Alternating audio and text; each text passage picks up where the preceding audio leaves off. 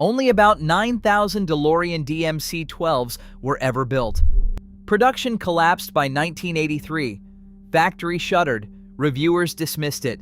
Dealers couldn't move the inventory. By every measure that matters in the automotive world, the DMC-12 was a failure. And everyone said so. Then a single film made it immortal. But the real question isn't how Back to the Future rescued a dead car. It's why the very qualities that doomed the DeLorean in showrooms are the same ones that made it unforgettable on screen. That answer begins with one man's extraordinary gamble. John DeLorean spent decades climbing the corporate ladder at General Motors, ultimately walking away from a high-ranking executive career to challenge the automotive establishment. His new enterprise rested entirely on his personal brand and an uncompromising vision for a different kind of sports car. On January 21, 1981, the first production DMC-12 rolled off the assembly line in Dunmurry, Northern Ireland, representing a complete break from traditional automotive design. Rather than mimicking the painted fiberglass and curved steel of its contemporaries, the vehicle featured an unpainted, brushed stainless steel exterior. This choice gave the car a muted, metallic luster that resisted corrosion and immediately set it apart from every competitor. The visual signature, however, was the doors. Designed to swing upward rather than outward, the gull-wing doors utilized a specialized cryogenic torsion bar system to counter their weight. This single engineering choice transformed the car's silhouette, making the vehicle look less like a practical showroom model and more like an advanced concept car that had escaped from a design studio. By presenting the project as a rejection of Detroit's conventional wisdom, DeLorean positioned his creation as a futuristic statement. The sleek, angular wedge shape, penned by legendary designer Giorgetto Giugiaro, gave the public a tangible symbol of pure ambition.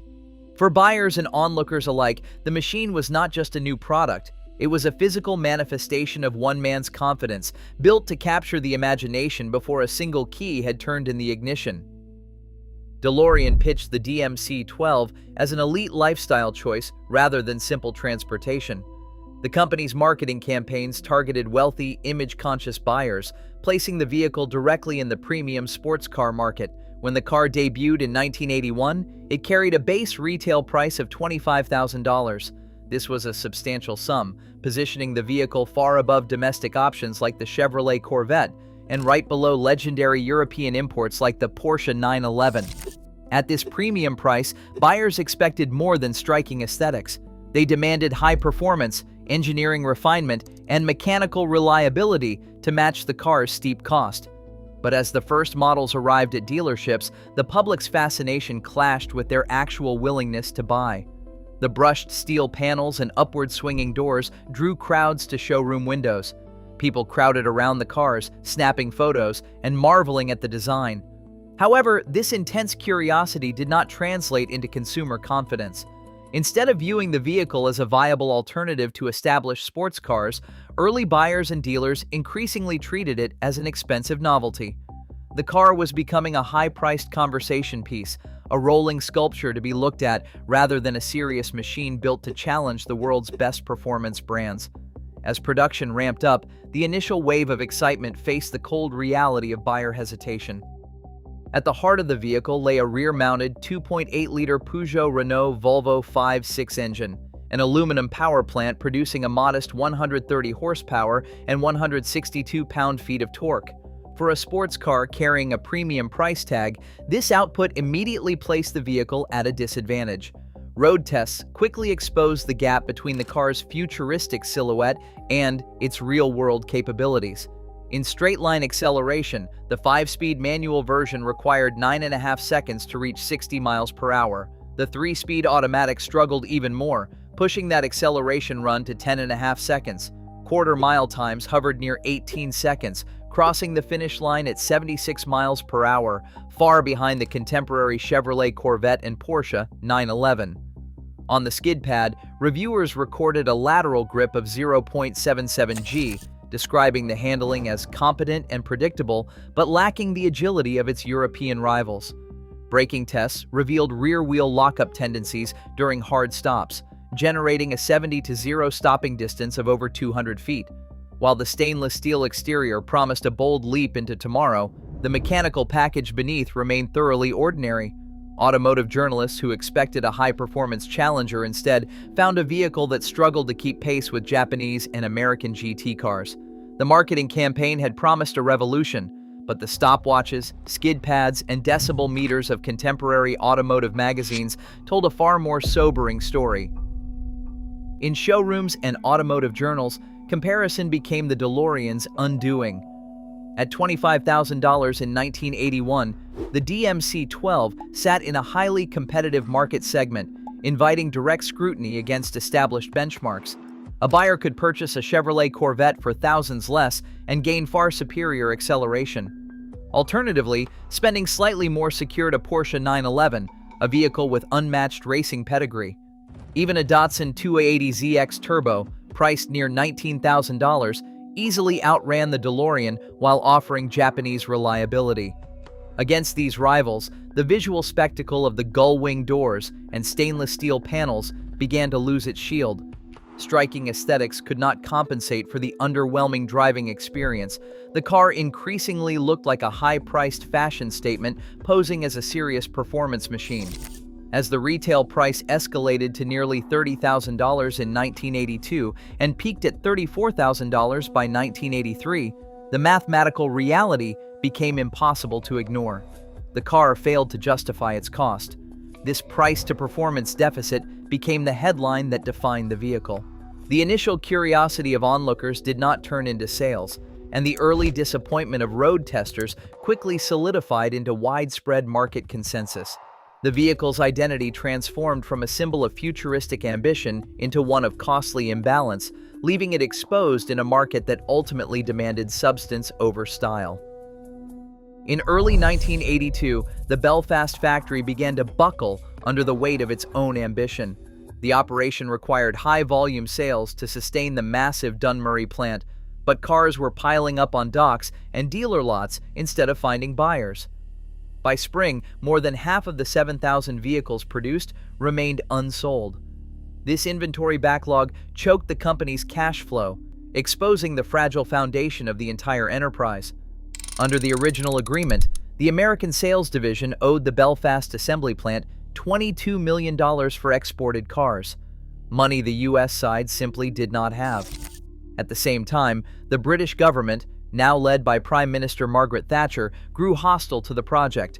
The British Treasury demanded a royalty payment of roughly $400 for every car built, further draining the company's reserves.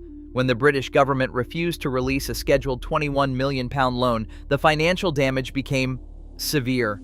A 3-week shipping workers' strike delayed key parts across the Atlantic, stalling assembly lines and driving up overhead costs. John DeLorean, once the master salesman who could charm millions out of investors, found himself trapped in a desperate holding action. He spent his days negotiating with creditors, trying to restructure mounting debts while searching for any capital injection that could keep the factory doors open.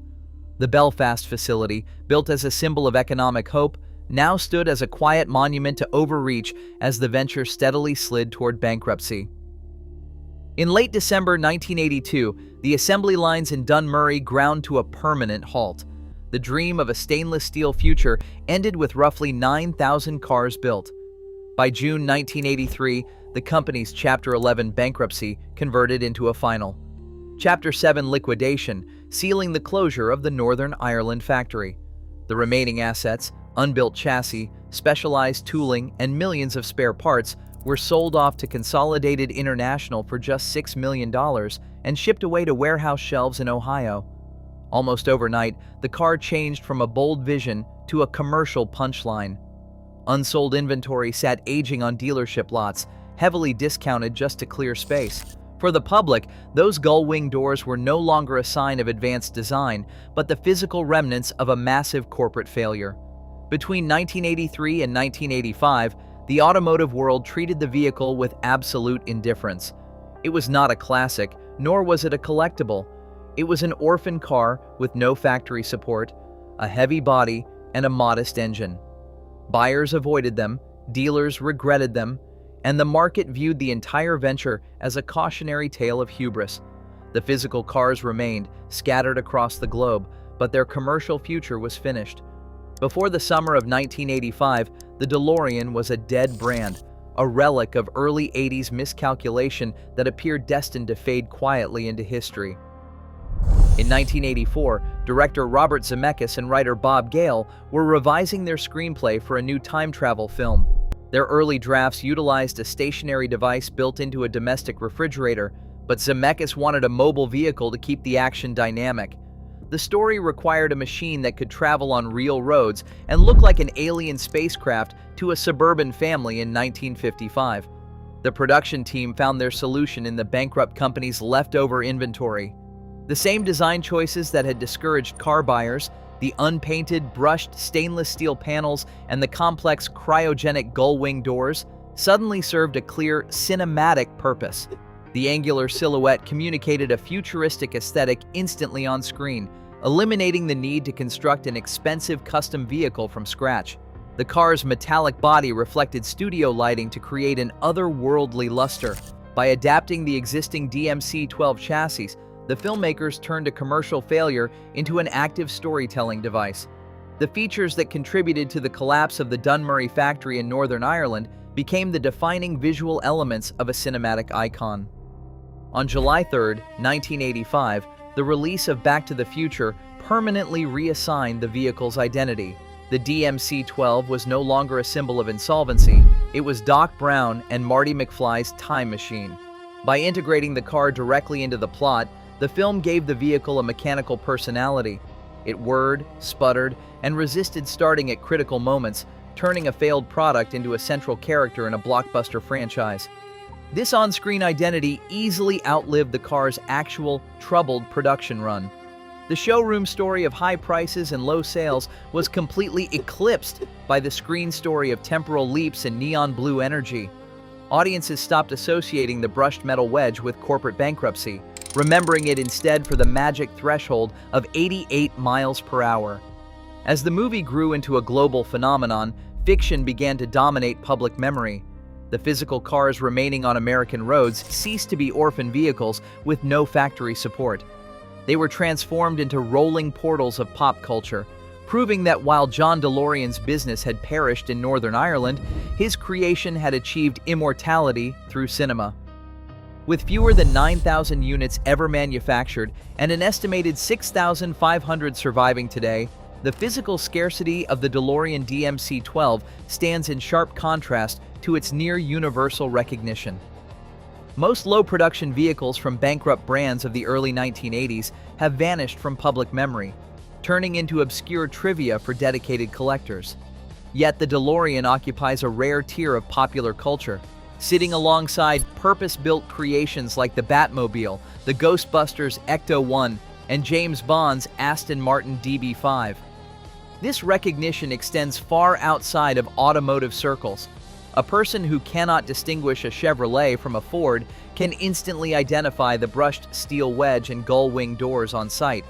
This familiarity does not stem from the car's real-world performance or its engineering milestones, but from its presence as a cultural icon.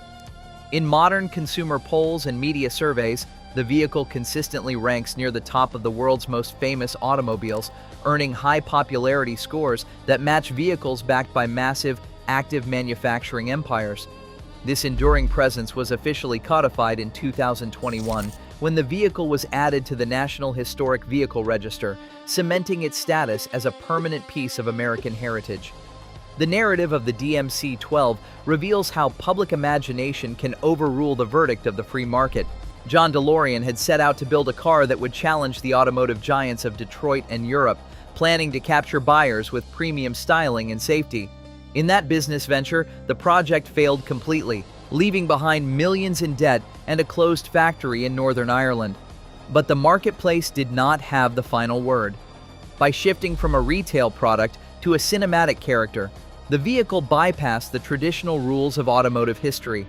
The features that doomed the car commercially, the unpainted, fingerprint-prone stainless steel and the heavy, complex doors, became the very elements that guaranteed its permanence in public memory. The vehicle never achieved success on the sales floor, yet through the power of fiction, it secured an immortality that no successful production run could ever guarantee.